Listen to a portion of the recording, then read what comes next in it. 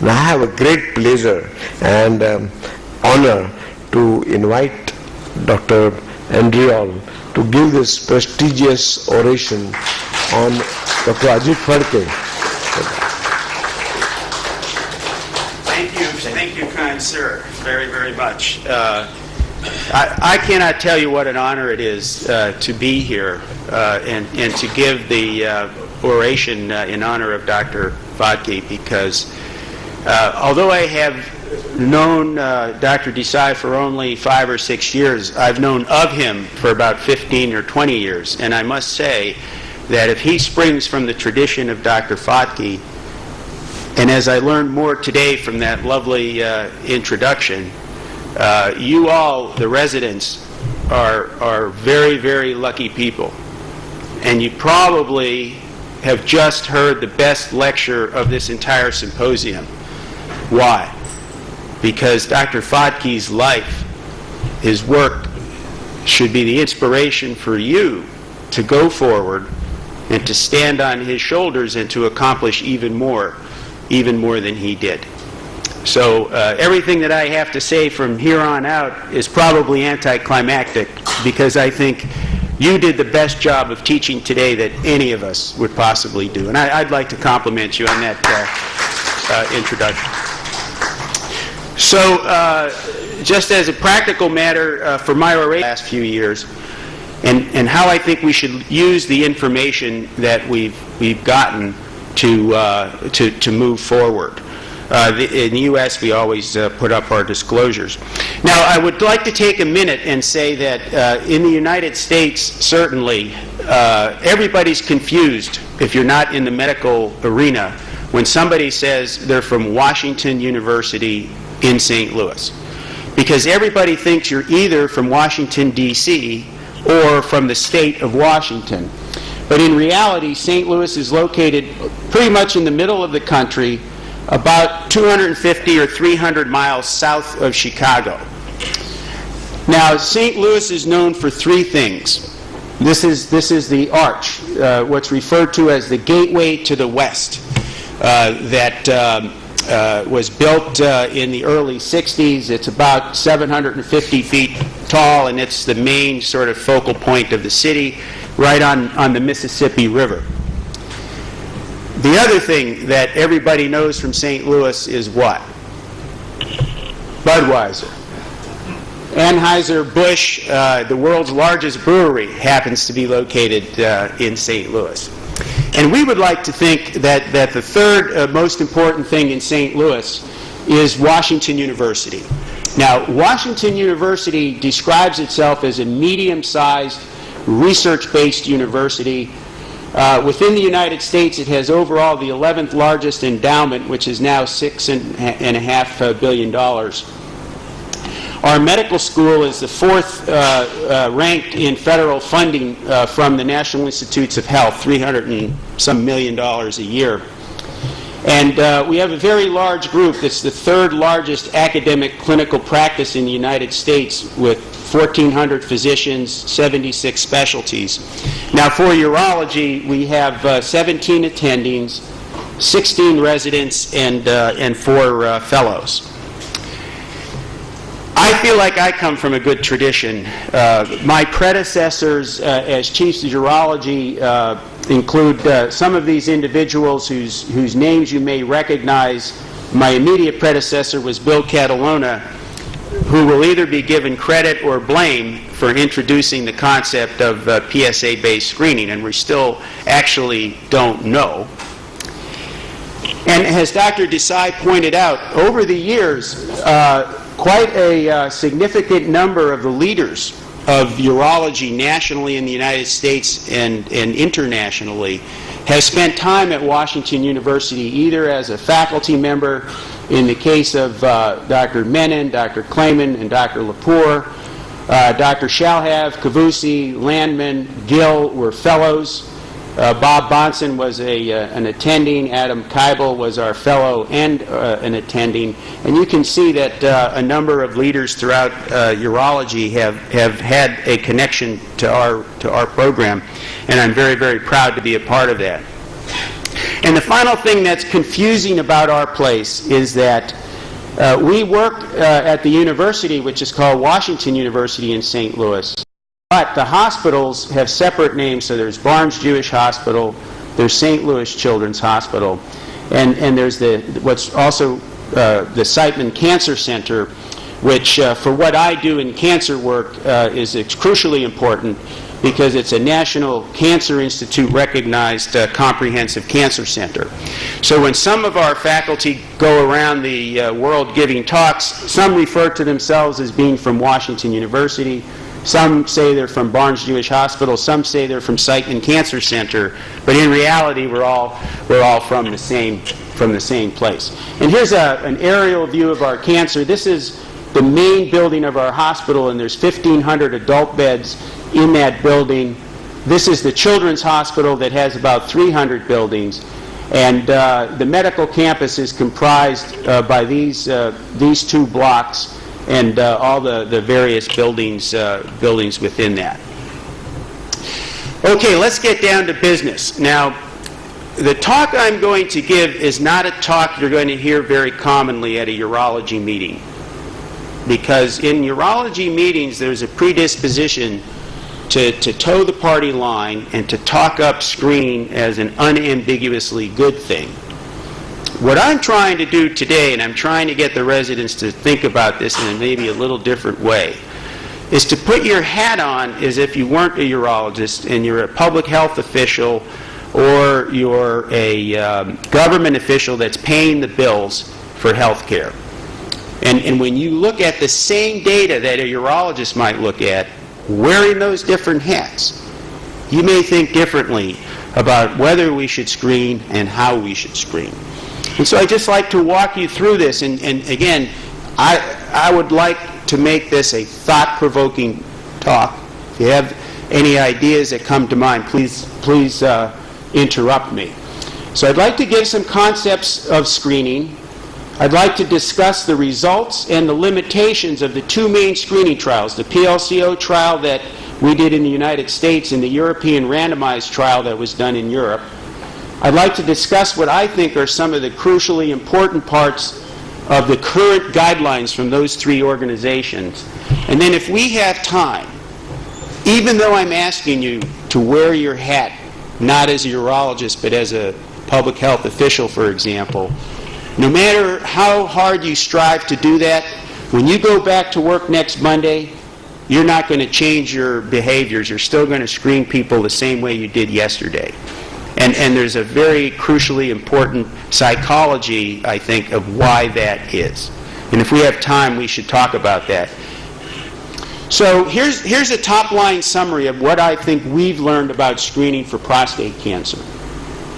Mass population screening on the basis of age alone, and basically been screening men between the ages of 55 and 70, has a very small effect on prostate cancer mortality. In some studies, there's no benefit at all. In the best study in the world, which was from Gothenburg, Sweden, there was an 0.9% absolute risk reduction for prostate cancer. So what does that mean? In the United States, the average man has a 3% chance of dying of prostate cancer. So there's a 97% chance he's going to die of something other than prostate cancer. Now, if he does what we tell him to do and he gets screened regularly, and let's take the most optimistic assumption that there's an 0.9% absolute risk reduction, well, we've lowered his chance of dying of prostate cancer to 2.1%. So instead of having a 97% chance of dying of something other than prostate cancer, now he has a 98% chance of dying of something other than prostate cancer. That's not a very big difference, is it? As I'll show you, PLCO, the study we did, had no benefit. The ERSPC showed a 20 to 30% relative risk reduction. And that sounds more impressive when you take a relative risk reduction. 30% sounds better than 0.9%. But there's some flaws in the European study that we'll get into. But really the main problem with screening for prostate cancer, and it's the same problem with screening for breast cancer and thyroid cancer and even colon cancer, is overdiagnosis. And I'd like to spend a minute talking about overdiagnosis, because very recently we had a conference at the National Cancer Institute, and we brought in some experts from Oxford on truly evidence-based medicine, because overdiagnosis of disease is one of the least efficient things that all healthcare systems do. And this one was devoted to overdiagnosing cancer. If you're interested in this, I really strongly recommend this paper by Gilbert Welch that was published 4 or 5 years ago. What results in the overdiagnosis of cancer? Well, there is usually an existence of a silent reservoir. There are usually activities, such as screening and drawing blood tests, that lead to the detection of cancer, and particularly cancers that have a long natural history that actually have a low cancer-specific mortality. A cancer that has those three features is really apt to be overdiagnosed. And I'll put it to you that prostate cancer fulfills each one of those criteria. So here's some data on the autopsy prevalence of prostate cancer. So these are African American men in the United States, Caucasian American men on the next column. And you can see that the odds of finding prostate cancer on an autopsy are roughly the same percentage as the man's age. It's an extraordinarily common disease. Many, many, many more men die with prostate cancer than will ever die of it. So there certainly is a large, silent reservoir of this disease just waiting for us to find it. Here's some data that Andrew Vickers, I don't know if you know Andrew Vickers, he's a biostatistician at Memorial Sloan Kettering.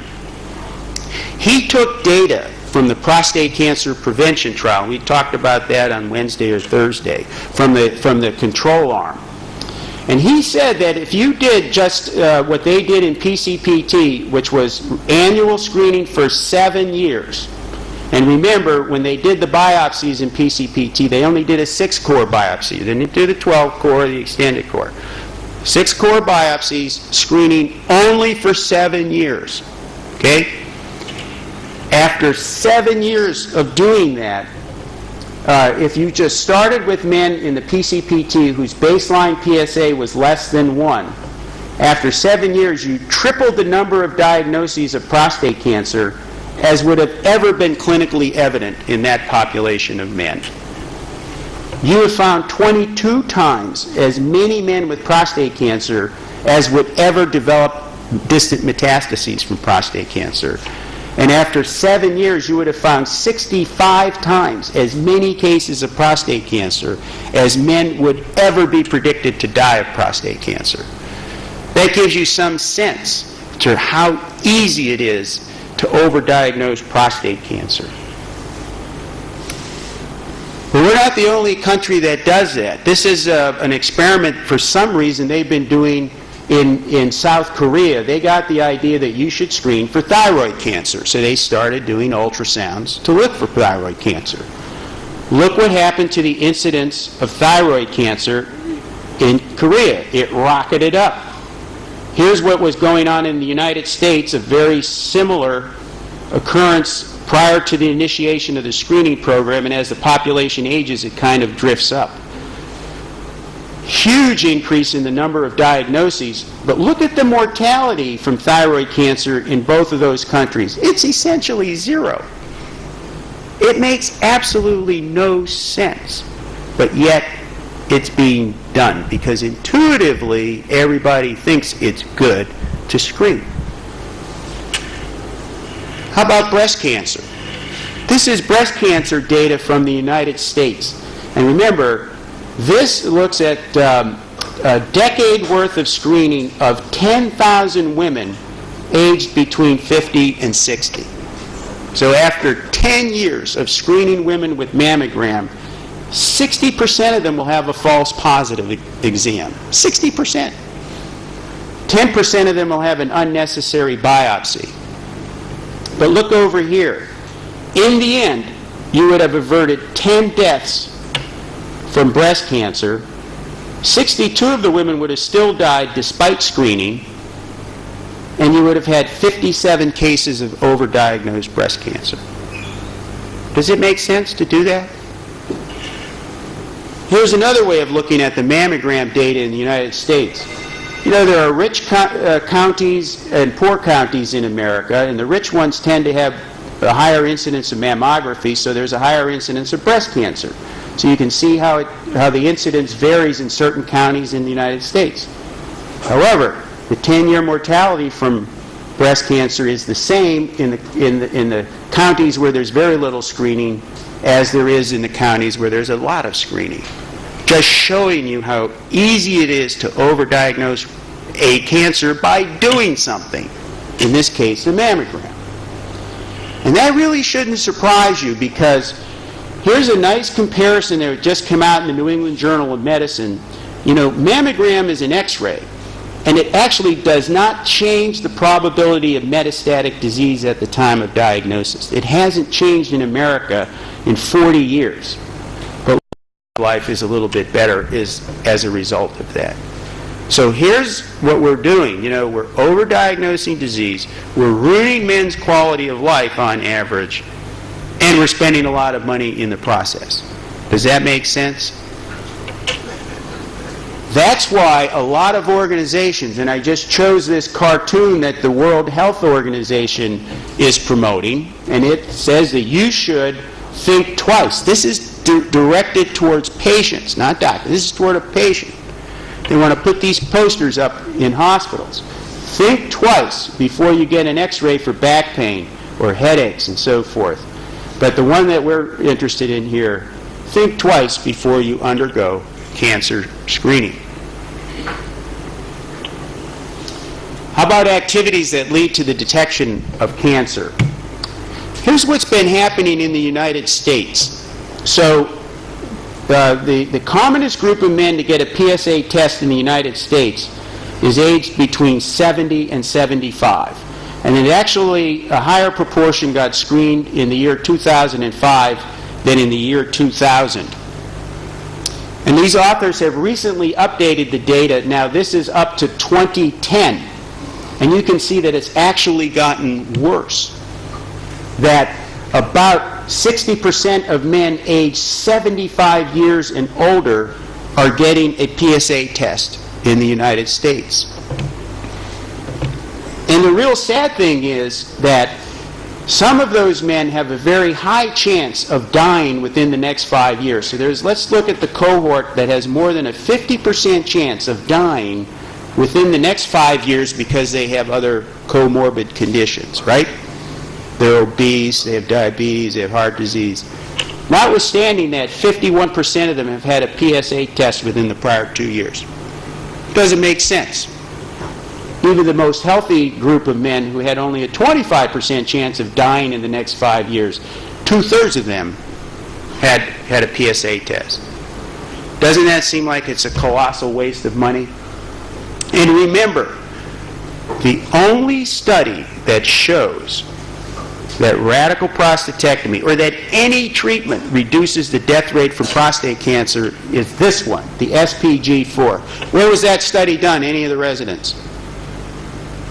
Sweden, randomized trial of radical prostatectomy to observation in men with clinically detected prostate cancer. And in their cohort of patients, it was only men less than the age of 65 who benefited. There was no benefit to surgery for men over the age of 65. So doing all this screening out here in the 70s is ludicrous because it's way too late. Right? So this has gotten the attention of the health economists in the United States. They say that Medicare spent $447 million a year on PSA-based screenings. And 1/3 of those dollars were spent on men over the age of 75. And this does not account for the downstream costs after you drew the PSA. This is just the PSA. That's a lot of money. And it's for that reason that in the United States now, there's a lot of groups that are trying to measure the quality of doctors. You know, our billing data, our electronic health records, our insurance claims data are all getting centralized and analyzed. And so they can tell who orders what. So right now, they're following how frequently each given doctor orders a PSA test on men over the age of 70. And as they say, for both measures, a lower rate indicates a better doctor. And the other one is colon cancer screening for men or people over the age of 86. Medicare is starting to do the same thing. Non-recommended prostate-specific based screening. So they're tabulating how frequently I order a PSA test, how frequently you order it, how frequently. And the more you do, and the higher proportion of patients, the worse a doctor you are. And they publicly report these data that patients can look at online. The final thing is prostate cancer a disease with a long natural history? You bet your life. I put on this slide the control arms of the three largest screening trials, Gothenburg, PLCO in the U.S., the rest of the European study, and even the control arm of the PIVOT trial. That was a study we did comparing radical prostatectomy to observation for men with screen-detected prostate cancer. Scandinavia was clinically detected prostate cancer. And by the way, what did the PIVOT study show? No benefit for radical prostatectomy in screen-detected cancer unless your PSA was over 10. But notwithstanding that, the point of the slide is that in the screening trials, between 30 and 40 times as many men died of something other than prostate cancer in the non-screened arms. And even in the PIVOT study, the men who had prostate cancer and who underwent observation, there were still 5 times as many deaths from causes other than prostate cancer. And that's because we find all of these indolent tumors. And so the U.S. Preventive Services Task Force, this is how they analyzed all the screening data, and we're going to go in a little more detail on this. You know, this is sort of like that breast cancer thing I showed. If you took 1,000 men aged 55 to 69 and screened them every 1 to 4 years for a decade, here's what's apt to happen. The number of lives saved, somewhere between 0 and 1. 1,000 men screened for a decade. And here's the false positives, the unnecessary biopsies, and so on and so forth. They got these data from the PLCO cancer screening trial. And I either have the honor or the dismay of being responsible for the PLCO trial because it didn't show what urologists wanted it to show. We reported it in the New England Journal of Medicine in 2009. We updated it in 2012 in the National Cancer Institute. And we've got another manuscript under preparation now with 15 years of follow-up. Bottom line, no mortality benefit through 13 years of screening if you compare the control arm to the screened arm. Now, PLCO is not a perfect study. I'm going to say some of the men had gotten pre-tested before they were randomized. Some of the men who were randomized, 85% of them got screened, 15% didn't. And on the other hand, in the men who weren't supposed to get screened, up to 40% of them got at least one PSA test. So we weren't really comparing screening to no screening. We were comparing a lot of screening to a moderate amount of screening. So it wasn't absolutely a pure thing. And I don't need to go into all of these details, but the bottom line is that no matter how you cut it, we just couldn't find a mortality benefit from prostate cancer screening. Now, at the same time, Fritz Schroeder and the group in Europe, in the same journal in 2009, published the 9-year results. They republished it in Lancet 2 years later, and then they published it again in Lancet at 13 years of follow-up. And they have at this point a 20% relative risk reduction, right? So in absolute terms, what's 20% of 3%? 0.6% reduction. So it's not a big deal, right? But is that the perfect study? And the answer is no, but in urology circles, we don't talk about it, but in other circles, they do. You know, the mortality reduction was seen only in a core group of patients. It was not seen if you included all men who were randomized in the ERSPC. All of the sites in ERSPC were not included. There's 11 sites and only 7 have been reported thus far. Second of all, of the 7 that have been reported, in only 2 of those countries was it positive. The other 5, there was no benefit to screening. And by the way, if you took either one of those sites out of the data, all of a sudden the whole study becomes negative. And the biggest problem is shown here is Finland. Because Finland is a country that has a very high death rate from prostate cancer. It's a lot like Sweden, right? And I said before, the most positive part of ERSPC was the Swedish arm in Gothenburg, Sweden. But Finland, which is right next door, had a study of 80,000 men were in the Finnish trial.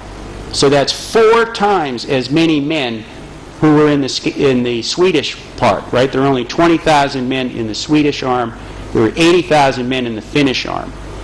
But just like Sweden, 122 men in Sweden died of prostate cancer. There were about 4 times as many in Finland who died of prostate cancer. So now you have 2 studies that are very, very similar. One study that's very large shows no benefit to screening, and you have another study that's 1/4 the size, and it does show a benefit to screening. So if you had those 2 studies in front of you, which one are you more likely to believe is telling you the truth? The bigger one or the smaller one? The bigger one. And notwithstanding that, nobody ever talks about Finland. All you hear is about Sweden, because it told us what we wanted to hear, right? And remember, the Finnish arm was actually slightly larger than the PLCO trial. You know, 80,000 men versus 76,000 men. And you know, the United States doesn't have that high a death rate, only 174 deaths from prostate cancer versus 415 deaths. So you can see the difference. And this is what has epidemiologists really troubled, because if screening really worked, it should work best in the countries that have the highest risk for prostate cancer death. And if you rank order the countries from the ERSPC along with the United States, Sweden has the highest, Finland is the 2nd highest death rate from prostate cancer, the Netherlands is the 3rd highest, but only those 2 countries were positive. Finland was not. And that was the biggest of the 3 sub-trials within ERSPC. Now, I don't know if this is the best data out there, but I just found this study on the age-adjusted rate for prostate cancer mortality in India, and it looks like it's somewhere between 6 and 10 per 100,000. So if we put India on this, you know, it's down here, much lower than any of the countries that have thus far been participating. And so you got to ask yourself, if you're a public health guy, should you embark upon widespread screening in India, at least the way it was done thus far? You know, the National Cooperative Cancer Network, the NCI, funds our Siteman Cancer Center and 11 others in the United States, has analyzed the screening data. And they're critical of the ERSPC, mostly for this point here, and we don't talk about it in urological circles, unbalanced treatment differences between the screened and the control arm. And I don't know if you've ever read this paper, but if you just divided the men in the ERSPC into low risk, intermediate risk, or high risk localized prostate cancer, there were statistically significant treatment differences within each of those subgroups. And let me show you an example of that. Let's look at the high-risk prostate cancer. If you were in the control arm, only 20% of those men got a radical prostatectomy, whereas 35% of the men in the screened arm got a radical prostatectomy. And remember, that's the one treatment we know that cures prostate cancer. On the other hand, if you were in the control arm, 30% of the patients only got hormonal therapy, whereas compared to 15%. So you can see how the treatments were really unbalanced and how that could explain some of the results. And the other thing that was in that paper is that the screened patients were 6 times more likely to be biopsied and treated at large hospitals, large academic centers, in comparison to community hospitals. And so everybody would anticipate that as a result of that, they got better forms of radiation therapy and more aggressive treatment for hormone relapsing disease than the patients who were treated in the community. So there's a real concern that it could be the treatments that made a difference in ERSPC, not the screening. And that's exactly what we saw in the United States. You know, the mortality from prostate cancer started falling in 1991 in the United States. PSA screening was only getting started in 1991. And even in ERSPC, it took 10 years before there was a divergence in death rates between the two arms. So the mortality drop in prostate cancer in the U.S. has to be from treatment. Why was it? Because of the radical prostatectomy. Men in the United States, their chance of getting a radical prostatectomy increased 10 times between 1980 and 1990. And that's what reduced the mortality. So it could be that in ERSPC we're looking at treatment and not screening. We have a paper that was accepted for a plenary presentation at ASCO later this spring, where we've put together all of the ERSPC data and all of the PLCO paper, and we've done some bootstrap microsimulation models. And I can't really tell you all the details. The bottom line is they're both saying the same thing, that screening at best has a very tiny impact, or screening the way we were doing it had a very tiny impact on mortality. I just want to spend a minute going over a few guidelines that I think are of interest. And I think the way forward is right here, Statement 3 from the European guidelines. Get a baseline serum PSA level in men who are very, very young. And that's why I was very interested to see the data that you're collecting here in India. And this was an observation we made from PLCO in 2008. We said that if you were a man with your PSA of less than 1, after 10 years, you had less than an 0.6% chance of being diagnosed with an aggressive cancer. And then the ERSPC looked at their data in 2010 and they said, oh yeah, you're right. If we started screening men who had a PSA of less than 1, we would have to screen 24,642 men for 13 years. We would have to treat 724 of them with a radical prostatectomy to prevent one man from dying of prostate cancer. How much overdiagnosis and overtreatment is that? A ton, right? Then this beautiful study from Malmo come out. Have you familiar with this, the Malmo preventive trial? And what they showed was that if you had an early in life PSA of less than 1, so you're in your early 40s, you don't have BPH yet. So when you're less than 40, PSA may be a marker of prostate cancer that you've already developed.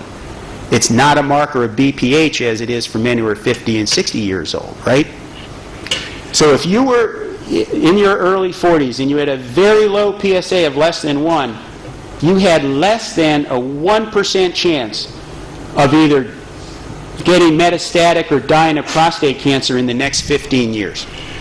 And if you had another PSA 5 years after that, and it was still less than 1, your 15-year chance of metastases or death was less than 0.2%. If you had a third PSA up to the age of 50, and it was still less than 1, you should probably be exempt from screening because you'll virtually never die of prostate cancer. And they recently extrapolated PSA less than 2 for men up to the age of 60. This was corroborated in the United States when you were talking about some of Giovannucci's studies. This is a physician's health trial. They basically showed the same thing.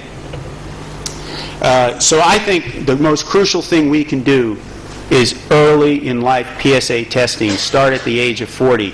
And that's exactly what we put into the NCCN guidelines, as I'll show you in a minute. I don't like the AUA guidelines, and a lot of American urologists don't. And the only thing it recommends is screening for men between the ages of 55 and 69. And it talks about this idea of shared decision making. It's like the doctor is supposed to talk to the patient and then tell the patient, well, you decide if you want to have a PSA test. And there's been a backlash. So there was this nice editorial just last month in the New England Journal of Medicine saying that we are abrogating our responsibility as physicians. We're the smart person, the knowledgeable person in the room. We should analyze the data and give the patient a recommendation. To just talk to him about it and say, go home and you decide, is shirking our duty, basically. And I do think that we owe it to our patients to analyze complex data and help them understand it, because they don't. They don't. So here's the NCCN guidelines. Get a early in life PSA. If it's greater than 1, have it repeated every year or 2. If it's less than 1, get your PSA testing maybe every 4 or 5 years. When your PSA surpasses 3, you're no longer going with 4. You should either get a biopsy or just repeat that, or get one of these ancillary markers, and I'll be talking about some of the biomarkers in the next talk. And I really think this 4K score, not to say too much, but the 4K score, we've reanalyzed the PLCO data, and if we knew what the 4K score was instead of just knowing what the PSA score was, we would have avoided about 35% of the negative biopsies in men in PLCO, and we would have discovered nearly all of the Gleason 7 to 10 cancers. So it really would make screening much more efficient. This is an important study. You should read about it in Journal Club. Why? In Sweden again, they screened with, in this column here, PSA and the OPCO 4K test plus 264 SNPs,